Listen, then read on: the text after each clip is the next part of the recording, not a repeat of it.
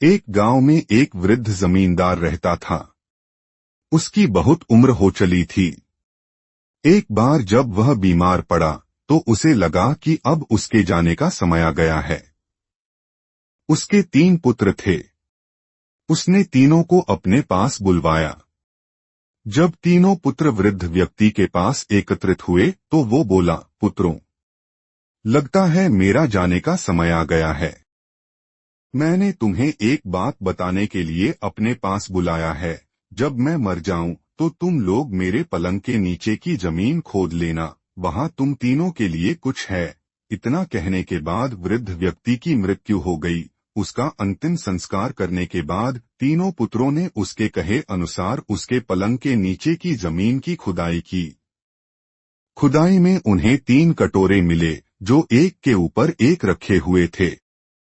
पहले कटोरे में मिट्टी थी, दूसरे में सूखा हुआ गाय का गोबर और तीसरे में तिनके रखे हुए थे। साथ ही उन्हें 10 सोने के सिक्के भी मिले। तीनों पुत्रों को 3 कटोरों और 10 सोने के सिक्कों की पहेली का अर्थ समझ नहीं आया, लेकिन उन्हें इतना अवश्य समझ आ गया कि ऐसा करने के पीछे उनके पिता का अवश्य कोई प्रयोजन रहा होगा।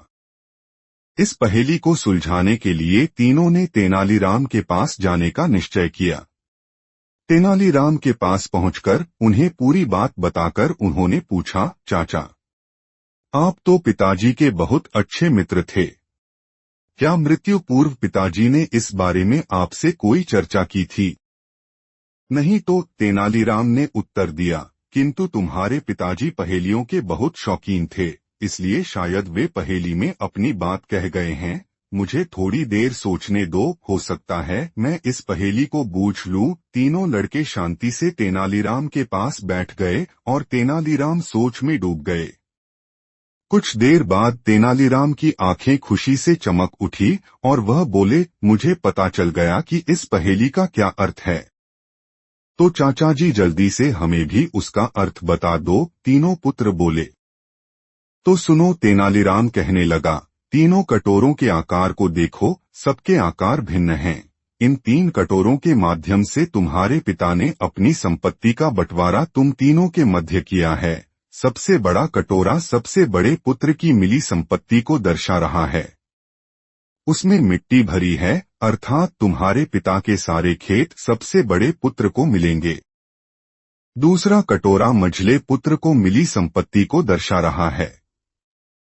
उनमें गाय का सूखा गोबर है, अर्थात सारे मवेशी मंझले पुत्र को मिलेंगे। तीसरा कटोरा छोटे पुत्र को मिली संपत्ति को दर्शा रहा है, जिसमें तिनके भरे हैं, जो सुनहरे रंग के हैं, अर्थात सारा सोना सबसे छोटे पुत्र के हिस्से आया है। इतना कहकर तेनालीराम चुप हो गया। तब तीनों पुत्र बोले, चाचा जी, एक बात समझ में नहीं आ रही कि पिताजी ये 10 सोने के सिक्के किसके लिए छोड़ गए हैं। ये मेरा मेहताना है। तुम्हारे पिता कोई भी काम मुफ्त में नहीं करवाते थे। उन्हें मालूम था कि उनकी पहेली का अर्थ पूछने तुम लोग मेरे पास आओगे, इसलिए मेरा मेहताना छोड़ गए हैं, तेनालीराम ने उत्तर दिया। तीनों पुत्रों को अपने पिता की पहेली का उत्तर मिल चुका था। उन्होंने तेनालीराम को 10 सोने के सिक्के दिए और लौट गए। ऐसी ही और मजेदार कहानियां सुनने के लिए हमारे YouTube चैनल हिंदी टून को सब्सक्राइब कीजिए।